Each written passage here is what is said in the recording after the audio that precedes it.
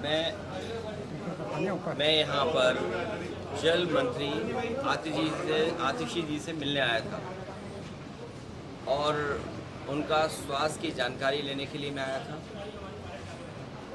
वो बहादुर तो हैं ही, लेकिन वो अपने लोगों के लिए लड़ना भी जानती हैं।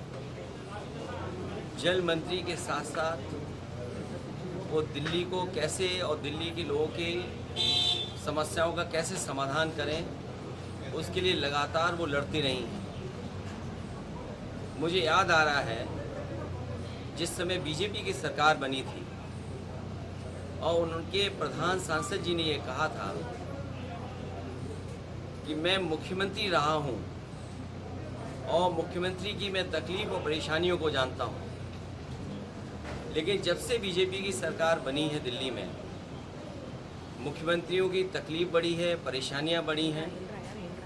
जो दिल्ली सरकार से सहयोग और मदद मिलनी चाहिए, उन मददों को भी सरकार ने नहीं पूरा किया और वहीं भेदभाव और अन्याय लगातार दिल्ली की सरकार ने किया है।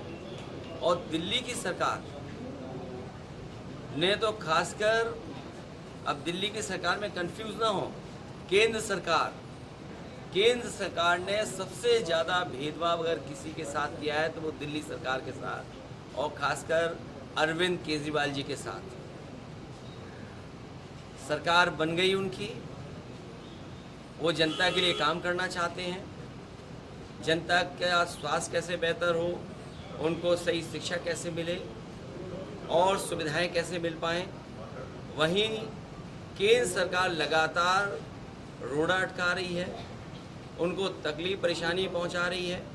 और जब उन्हें हर जगह से राहत मिलने का काम शुरू हो गया, जब वो बाहर आ जाते, ये केंद्र सरकार की जानकारी में होगा कि वो बाहर निकल आएंगे, वो निकल ना पाए, जनता के बीच में न पहुंच पाए, सरकार ठीक से न चला पाए।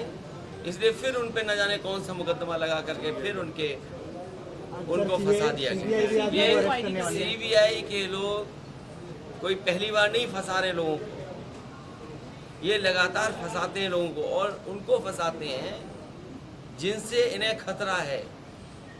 सीबीआई का इस्तेमाल होना, दिल्ली की संस्थाओं का इस्तेमाल होना, और उसी का परिणाम ये था कि बीजेपी की सरकार के खिलाफ मतदान हुआ। वो तो बच गए, नहीं तो दिल्ली की सरकार जो थी, केंद्र सरकार, वो कभी सफाया हो गया होता।